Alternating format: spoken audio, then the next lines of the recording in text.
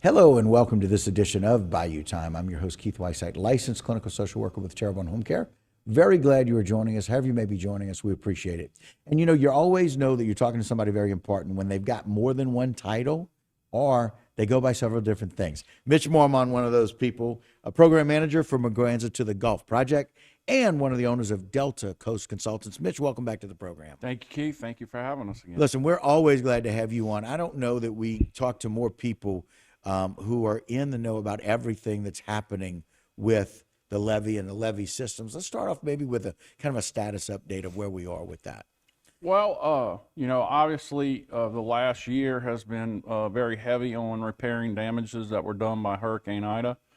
I would say we're probably about 90% done with those repairs. It's interesting. We know that hurricane season's starting here in a couple of weeks, but for us, we usually gauge, August 1st as really when the heavy activity for storms start to occur around here. But, you can have a storm at any point. Right. We've had the Bubba Dove in Amelia getting repairs for the last year. It is on its way back to be hooked up and put in place. So it will be put in place prior to June 1st. Oh, that's awesome. So that's a big deal, and we made a lot of improvements to the structure in addition to just doing some maintenance. We blasted and painted it, of course, but we also strengthened it. We strengthened its connection to the structure and its ability to withstand, a situation like what happened with Ida, where we actually had a reverse condition on it. So we did everything we could in the time we had to make it as best we could. So we're real happy about the work that's been done there. There's been a lot of individual levee assessments and things that are going on and are still ongoing, but should be wrapped up, within the next couple of weeks to a month. So we're feeling really good about where we are for hurricane season. We're better than we were last year, even considering the damages that we did sustain. Yeah, and look, that's one of those things where our levee districts work so well together about figuring out what needs to be done when. Yeah. And about prioritizing those things. And it's interesting. You talk about this as in it's been an interesting year, but we're approaching almost a year since Ida. It's crazy. It's really crazy. It's just hard to wrap my head around that, especially for people that are still not back in their homes. Sure. And why it's so much more important even this year with our levee systems. And I love the fact that you mentioned that we're going to be better than we were last year. That's correct. Because there's so many more people that are now in temporary living. A little bit more vulnerable than they were last year. On a personal note, I've just started to make the repairs to my own facilities at this point. We've been concentrating on getting the levee district stuff back up and running. But yeah, a lot of people are very vulnerable right now, and we are certainly praying that we don't have an active season. But we're ready for it. We're ready for it. We've, it's been a great year in terms of increased federal participation and the ability to do more. We always look at what can we get done for the next hurricane season to make us better off. And right now we have more tools in our bag than we've ever had before. So it's an exciting time. We believe we'll have a completely closed system from Gibson all the way to Pointe-Shan in the next couple of years. I mean, all the way to Lockport. In the next couple of years. So, which is crazy. I mean, we started with hardly nothing, and that's almost 100 miles of protection that we could have in place in a little over a decade. So, and again, all of these things that started years and years ago to look at, now they're coming to fruition, and to be able to do that in a decade for 100 miles of levee protection. It's unbelievable. And look, people all over the country are looking at that going, how do they do that?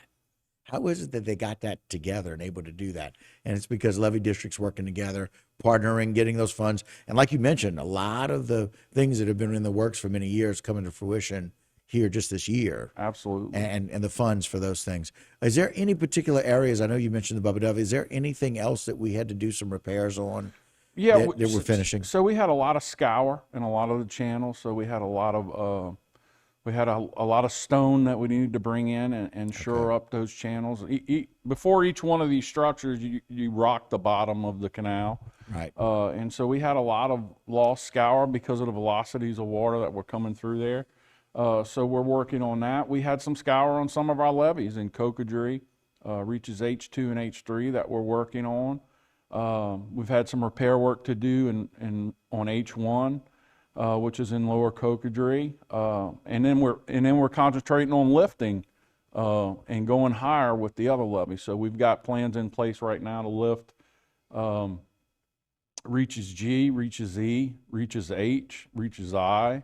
So I mean, just a real exciting time. Get above 12 feet. Get 15-foot level of protection in those areas. So all that's possible because of the Corps and that money, and as well as I gotta give credit. Our delegation, specifically Tanner and Z, in this legislative cycle are hitting home runs, helping us after Ida. So, so we're so grateful that we have competent leadership in Baton Rouge as well. It takes everybody. It takes the locals.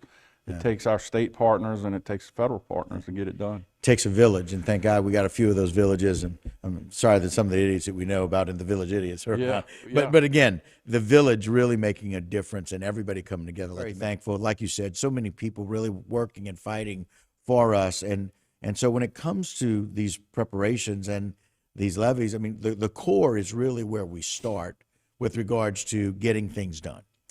Right. So if we look back throughout our history, at one point we were not recognized by the federal government, and a group of community leaders back in the day, spearheaded by Mr. Clifford Smith, got us put into the Corps' jurisdiction, into what they call the MRNT program, which is the Mississippi River and Tributaries Project.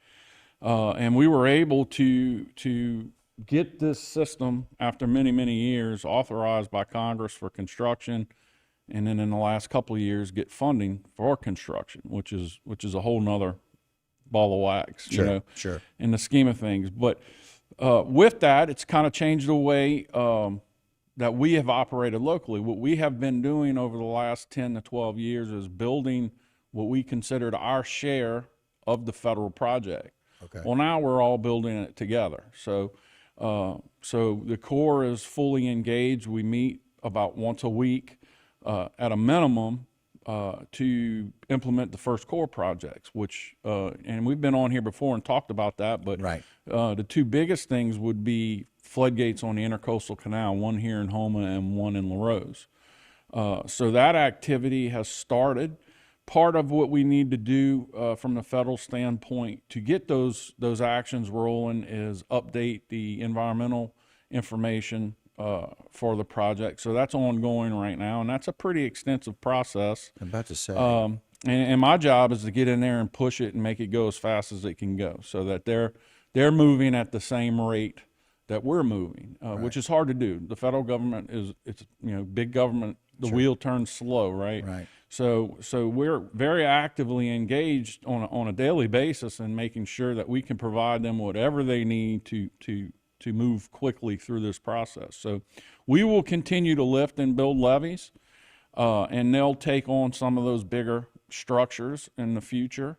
The big exciting news, I think, is we're wrapping up phase one of the Houma Navigational Canal Lock Complex right now. So the first phase of the project was really preparation to get us to actually construction of the lock complex. So we've hauled, I don't know how many thousands of yards of sand there to build an operations center out there. And we're currently dredging the channel at that location. But in August, we will begin advertisement for phase two, which is the construction of the lock complex itself. So that's an exciting thing here. That's a huge project, several $100 million. And we're hopefully, that some local guys get on that and can, help the local economy out. Right. Which that's another part of this we don't talk about a whole lot, but with this influx of money from the Corps, it spurs unbelievable economic activity in this region, and we have a lot of skilled contractors in this region that and going through hurricanes, I can tell you we've got some of the best. I mean, to be able to respond and fix some of these things on the spot that we've done has been remarkable, and our local guys have done almost all of that work. So that's really cool. It's really cool to be in a region where you have that much expertise in terms of what we're doing and what we're trying to accomplish. And as accessible as it is. That's right. Like you said, there's no red tape that gets in the way of responding when it's an emergent need during hurricane season. You do whatever you have to do to get there, and we've got people dedicated. Our contractors, just like, our leaders and our levee commissioners and the engineers working on this, it's kind of, this is kind of a lifelong mission that we've all had. So Right. they all take it as seriously as the rest of us. So, and when you pick up the phone, you get a response, and we were able to do some really remarkable things right after Ida and get these floodgates back in service that we really couldn't have done without our workforce here. Right. And so it echoes the fact that we're hoping that as time goes on with these new projects, with the building of those projects, to be able to use the local economy for that. We hope. And contractors. We want to use our local engineers, and of course I'm saying that biasly as a local engineer, but we want to use our local contractors as much as we possibly can. Some of these projects get big, bonding capacity for a $200 million project, it takes a big company to be able to do that. So, Right. There are some limitations there, but there's some expertise there that can be utilized for sure. Well, and you talk about the importance of that, some of those local engineers, some of those local companies, where when we have a problem, it's nice to be able to address that right here. But that's it. I mean, you want people that have self-interest Right. responding to those situations because they're protecting their own families, their own businesses, and their own community. So there's no more passion that you can get than that, right? Right. And you talk about those people, it's like Tanner and Z, and those people that live right here, like you and I, who are still trying to be in that recovery process. We're looking at everybody else getting what they need, and then we kind of look at what we're getting for what we need, but we're all got this vested interest in our community and keep our communities dry. Absolutely. Absolutely. Wendell Curall always says, without flood protection, nothing else matters, and I wholeheartedly believe in that. You can't have the TPR ball game, if the fields are underwater. Yeah. I mean, everything really matters. Our quality of life depends on that flood protection. Mitch, you talked about an exciting time as we see some of these projects. It's always exciting to think about what the future looks like and maybe where we're going with this wonderful, not only Morganza to the Gulf, but all of the internal workings that we have with a lot of these locks and where we're doing with protecting our community. Well, so in the last couple of years, we brought 2 locks online at Boudreaux Canal and Bayou Terrebonne. That was done by the parish president, mostly with his own funding. And people always use the terms locks and floodgates synonymously, but they're not. They're not, right. A lock allows us to control basically salinity, in our case, and water level. A floodgate, you just close for a storm event or something. So, Right. I mean, there's a difference. So there's so many more storm gates than there are floodgates. That's right. So we, in the last couple of years, we've been trying to manage the water inside the system a little better. And what those locks do is they allow us to do that. So not only can we keep the salt water out, but we also can manage the water levels a little better, and as you get down the bayou and as land sinks, you get water in your yard more and more, and we have the ability to control that somewhat now. And there have been a remarkable number of drainage improvements that allow you to do that.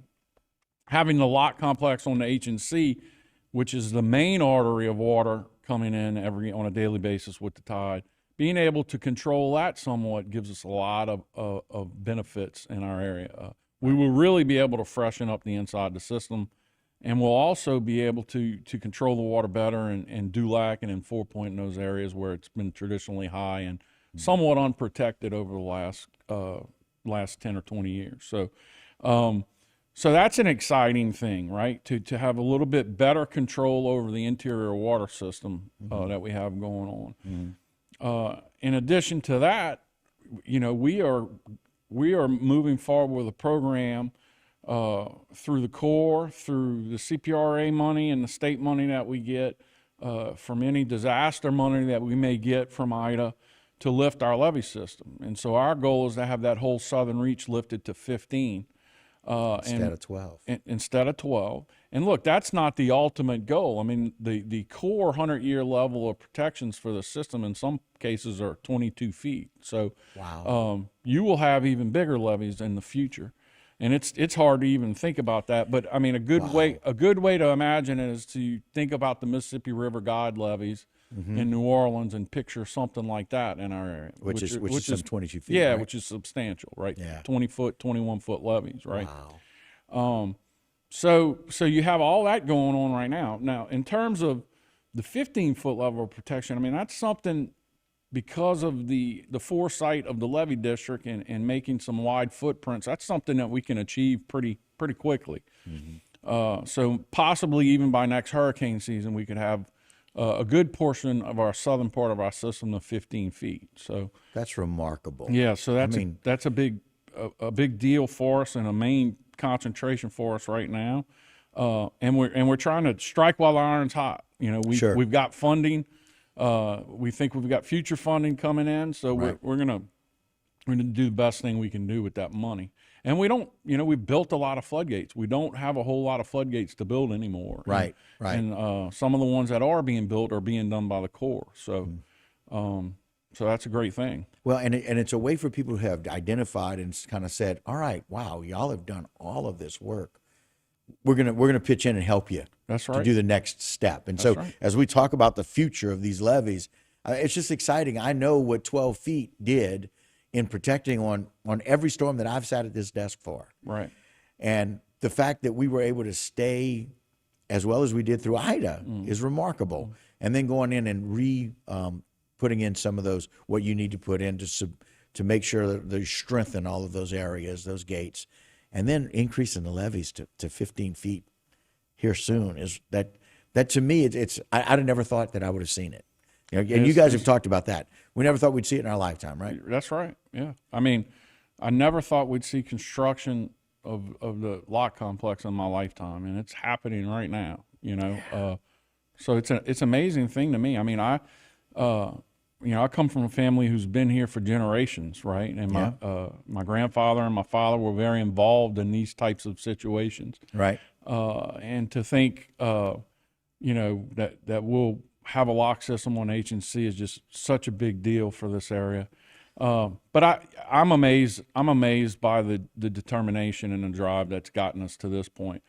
But having said that, it's hurricane season coming up here, right? Yep. So we're not a gold plus standard, you don't have to worry about flooding type of deal. I mean, people need to be vigilant. Right. We're better off than we've ever been, but it only takes one, and we know that. So we need to keep vigilant, and we need to keep moving forward. But I feel better than I've felt in a long time. Yeah, and it's exciting for the people of our parish and neighboring parishes to be able to feel good about what has been achieved. And there's been so many things achieved, and there's a credit to so many people that do that. And you and Tony and just the guys that are really boots on the ground. Really fight for this all the time, and Reggie and just really taking care of things. And so, Mitch, we appreciate it. It's nice for you and I at our age to be able to think about where we are, and here in the next year or two, maybe all these levees at 15 feet in protection. Maybe next year it'll even we'll come back and be talking about 15 foot in a lot of areas. So wow, that'd be wonderful. And you're right. Thank God for Tony, because Tony really pushes us all to move very fast. Right, and that's not a bad thing. Mitch, always appreciate you. Thank you. Thanks so much. All right, guys, that'll do it for this particular edition of Bayou Time. Don't go anywhere. A lot more local programming here on HTV.